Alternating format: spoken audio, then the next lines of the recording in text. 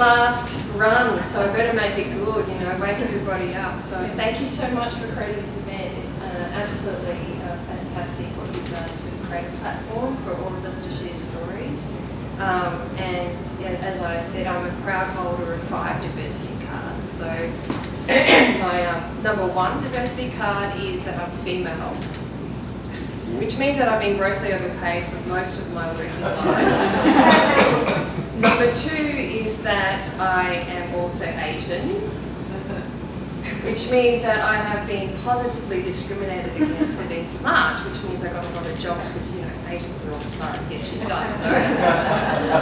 But it also means that I was raised in an Asian household, which, you know, for those of us in the room, you know, nod, go, we all get it, which means controlling, lack of emotion, low connection. It was just, you know, it wasn't the type of upbringing that we now have today. And not to say all Asian households are like that, but a lot of them still are. And mine was. The third thing is that I'm a mother, so I've got 2 young children, 2 little girls, my baby girls, which means juggling work and life as a mother has been really challenging. Number 4 is that I have a disability. It's actually not technically a disability, but I like to call it a disability because it causes me so much pain.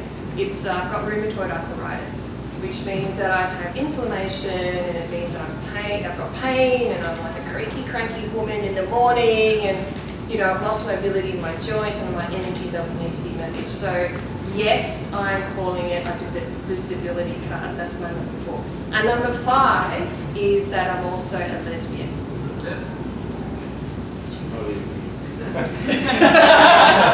So in some circles we call ourselves dirty lesbians. So I've got 5 diversity cards that I hold, and, you know, back then it was very hard to be different, but now it's cool to be different, I think. So we want to be the same. So thank you very much for the opportunity to share a story. I'm going to share one story. It's actually something that I don't talk about very often because it's very personal, very emotional, which usually makes for the best stories. And it's a story of belonging, actually, or really not belonging. A story of not belonging in my own family, which is very sad. And the story is called The Making of a Dirty Lesbian in a Asian Household. And because, you know, I'm 39, so, you know, I was born in the 80s, and back then there was no references to gay culture and stuff, so throughout my story I'm going to be peppering references to gay stereotypes, and when that happens I'm going to say whatever a gay drag queen was. So my story about becoming a dirty lesbian in an Asian household, it all started when I was a young child. You know, from a very young age I was very conscious that I was a little bit different, but I was not from a sexual orientation context. I just felt different. I was like, oh no, not special, just different. And when I was 4 years old, my parents had already split up by then. And so my brother and I were pretty much living in the sole custody of my mother. And my mother owned a jewellery store in Hong Kong, which is where I'm born. And she worked very hard as a single mother, and she loved us dearly, but she also was very controlling, and she was very judgmental, and she was also very emotional, which came out in anger. So my household was very yelly, you know, you know, all the Asians are nodding yes. And including me. You're Asian as well. Yeah. So growing up in that household, it was bereft of emotion and connection, and it was very difficult for a young person to sort of develop a personality outside, you know, what you're told you should be. So I remember when I was 4 years old, and my father took me out to a toy store, and he said, you can buy whatever you want. And I said, oh, sorry. So I'm running up and down the aisles. I'm totally going over 10 minutes, but that's cool because I'm a nice person, right? So I'm running up and down the aisles of this toy store, and I find exactly what I want. And it's like, it's blue, it's plastic, it's got a buckle, it's a belt. But the thing that was really cool was that it had pictures of robots and transformers on it. I loved it, so he bought me that. I couldn't wait to come home to show my mum, and I'm like, Mum, you know, guess what I got? I'm so in love with this. And she looked at me. She looked at the belt. She looked at me. And she's like, you shouldn't have that. That's not for you. That's for boys. And she took it off my hands. So at that time, I was a little bit confused and I felt a wee bit sad. But dirty lesbian sign number one. Boy, buy a boy belt from the first store. So back in the 80s again, there was no, there was no references to gay culture. There was nothing out there that you can't, you can't be who you can't see. So in the end, we're talking forward. There's nothing about sexual orientation back then, but it's just little signals coming through that didn't really sort of resonate with me, and I didn't get anything from my family or my mother. So carrying on into primary school, I was very studious, of course, and I was good at all sports, and I was good at all academics, and so dirty lesbian sign sporty.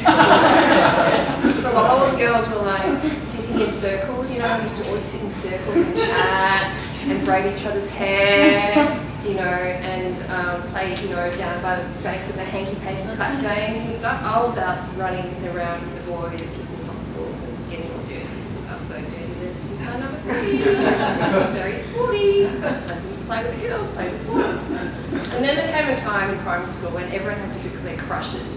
Here's your crush, because everyone had a crush on someone. And so I declared my crush.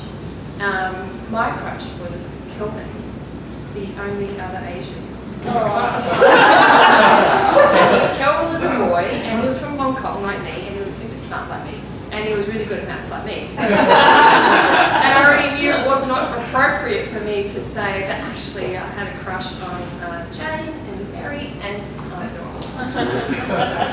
So, doing it as number 4, crushes on boys. Girls, not boys. So rolling forward into high school, I was able to get a scholarship into an all-girls private school in Brisbane.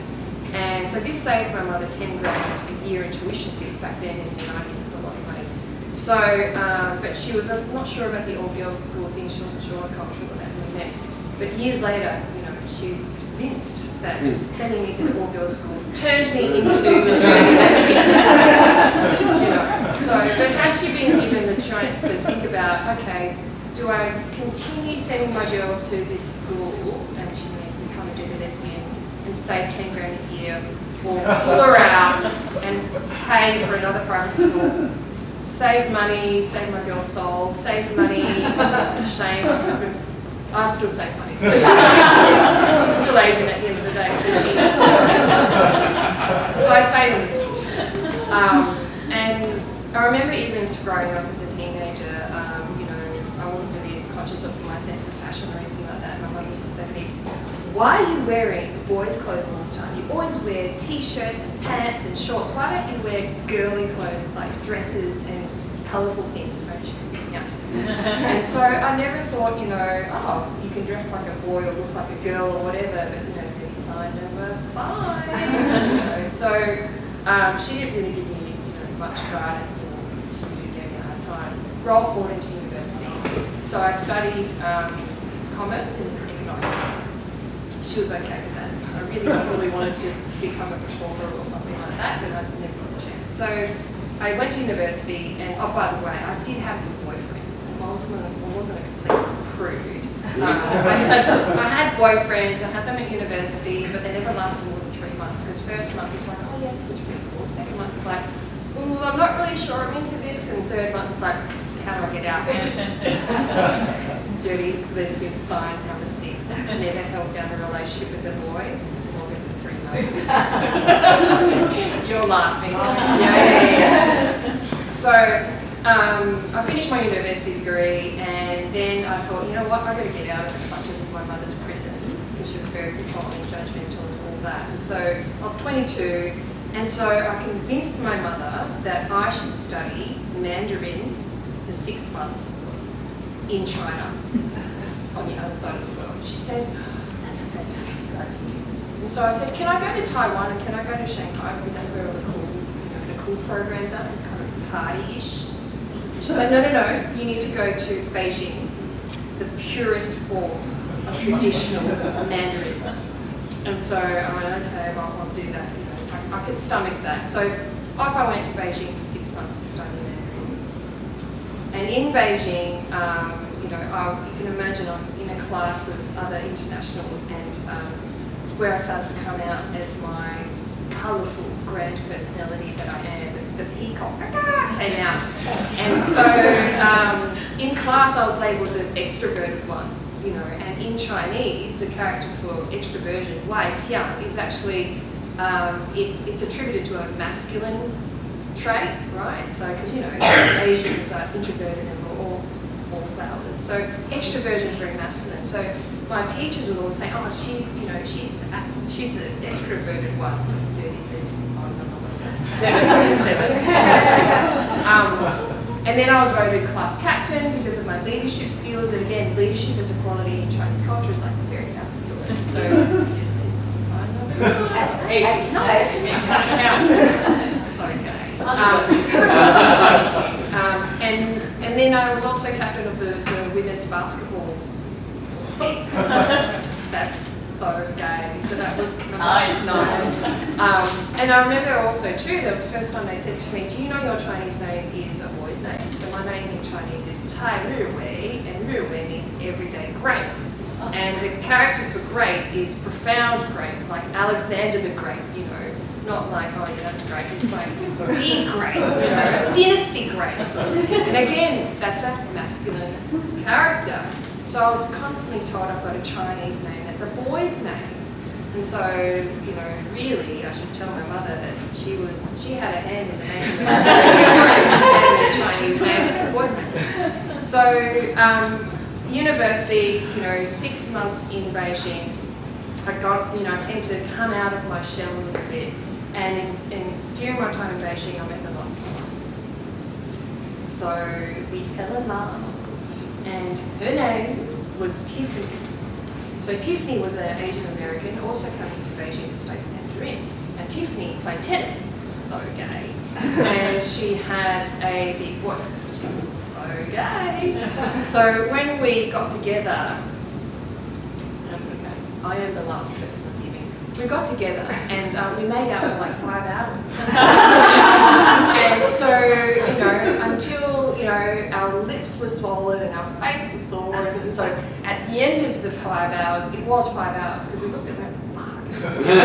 So it was like, we said to each other, I'm not gay, no. And I'm like, yeah, no, I'm not gay. I still like guys. I'm like, yeah, me too, I like guys. You know, like, if this thing doesn't work out, I'm just going to go back to guys. Yeah, me too. Anyway, so Tiffany and I carried on with a secret relationship for the next 7 years. Both of us have not returned to boys, and both of us are so gay.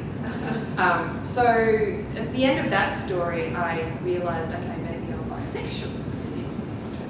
And we're now into the late 2000s, and so by the late 2000s we're getting TV shows like Queer Eye for the Straight Guy, you know, gay culture was slowly infiltrating straight culture, so it was more of an opportunity for me to explore that side, and also I moved from Brisbane to Sydney. So Sydney, you know, is the little bubble of gay. So I was able to spread my little gay winglets in Sydney, and I spent some time, you know, just sort of thinking I was bisexual, but there came a time when I realised, you know what, I'm actually not bisexual, I'm actually gay. And during this time, my mother was questioning me, going, you know, what's going on with you and Tiffany, blah, blah, blah. I said, oh, no, it's nothing, you know. I was terrified.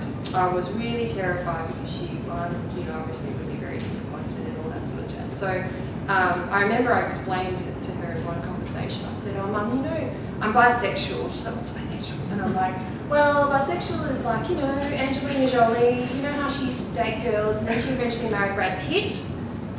And she's like, oh, okay. So she's like, this is just a phase. I said, yeah, it's just a phase.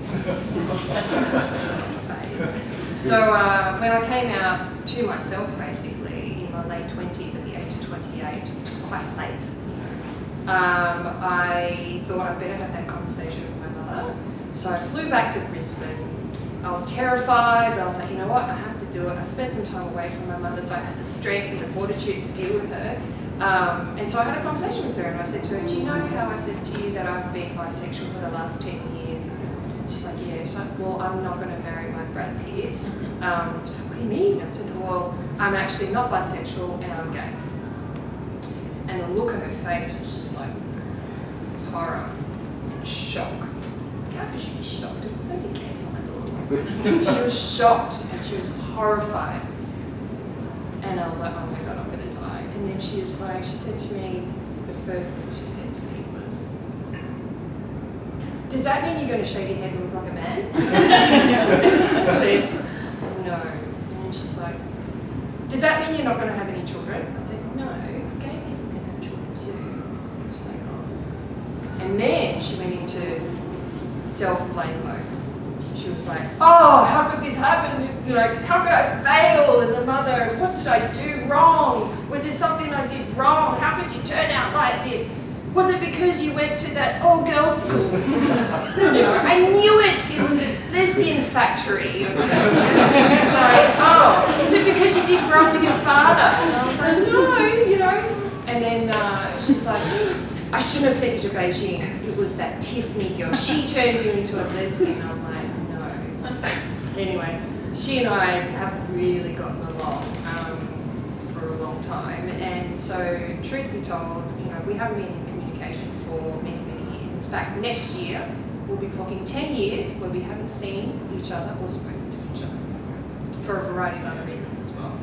So my message was that I did not belong to my own family, which has taken me many, many years of therapy and soul searching and understanding and loving myself in all the warts and all colours, that it is hurtful that your own family don't give you that sense of belonging. And so, but luckily I've found my sense of belonging outside my family, but it wasn't until this year in May I found out that my brother got married and I wasn't invited.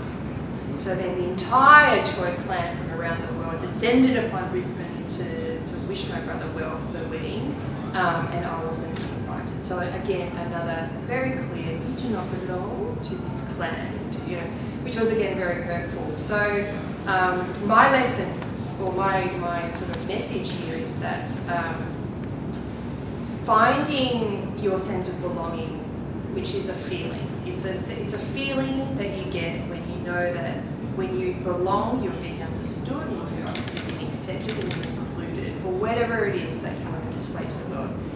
A lot of us have something deep down inside of us, that they wish they could share, but they're afraid to share because for whatever reason, could be rejection, could be judgment or whatever. But actually, I would challenge you to be bold and brave, because if you do share your story, there's always someone out there that resonates with your story. And before I choke to death, I'm just going to have a sweet water. It's actually gin, but Past 10 minutes as well. but that's right. So yeah, no, I challenge you to look inside yourself. So is there a story that you have to tell? I'm sure there is, and be brave and bold to tell it, because even if you fear that it's going to have these negative connotations, actually the opposite will happen. Somebody in the audience will connect with you, and through connection as humans, that's how you develop a sense of belonging. So thank you very much for allowing me to share my story today, and